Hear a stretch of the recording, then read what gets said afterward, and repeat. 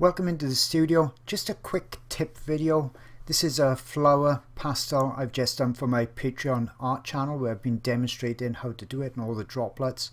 And the initial thing that I had a problem with was how to transfer the image to the paper. Now for my normal wildlife subjects I use almost always a toned paper, so it would be a grey pastel matte paper or perhaps a brown pastel matte paper. But when I'm doing subjects that are either very light or very colourful, such as this rose, then I like to use a light coloured pastel matte paper.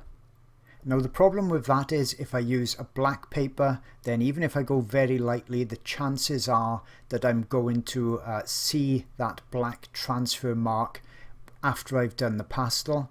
And if I use white transfer paper, then it's just not going to show up on the light coloured pastel matte paper at all. So to get around that, this is what I did. I took the reference photo, I turned it over, and then I used a colour, not too light, not too dark, with PanPastels, and I put that over the whole of the back of the paper. Now here I'm just using a little bit of inkjet paper to mix up the colour that I want. So like I say, I'm not mixing a dark colour or something that's very light either. It's just like a middle tone of that rose colour.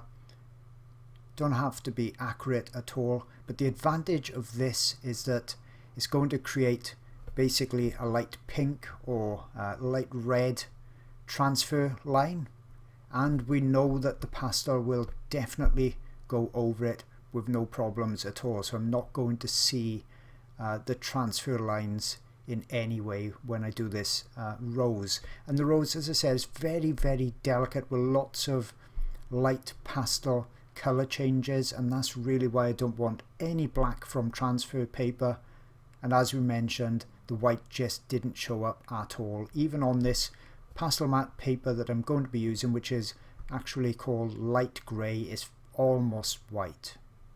So you can see I've just gone generously over the back of that reference photo, making sure I'm not missing any real areas out. So giving it a good rub on there with that PanPastel tool.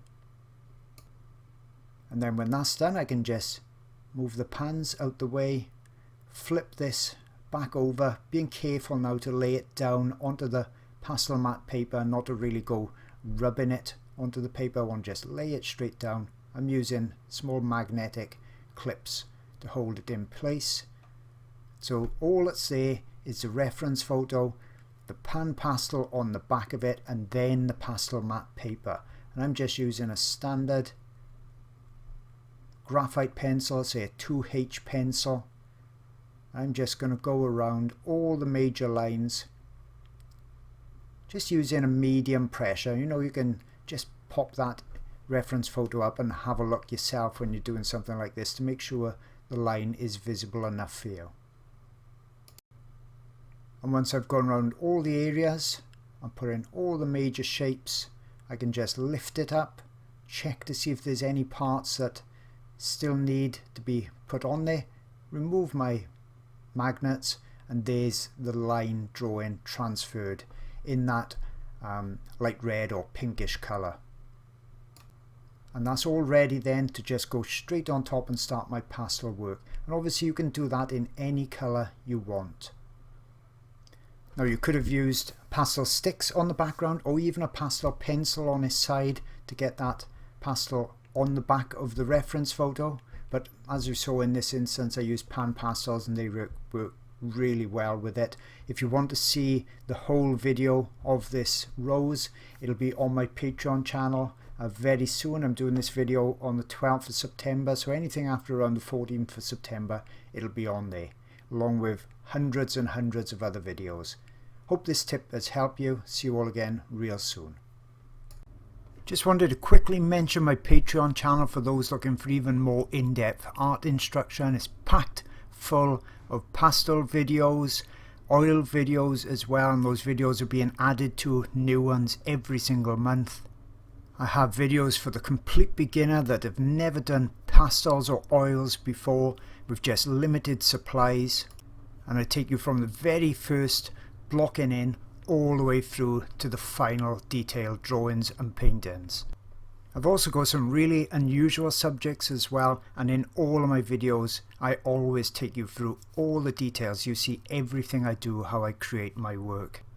But it's not just for beginners, it's also for novices, and I also show the best artwork that I've ever done as well. And this particular elephant video spans 6 hours, so you know you're going to see tons and tons of details, tips and techniques. And as mentioned, I've got lots of oil videos on there too, so there really is something for everybody, and you get access to hundreds of hours worth of videos for just $4. Now over 1,000 members strong. Hope to see you there soon.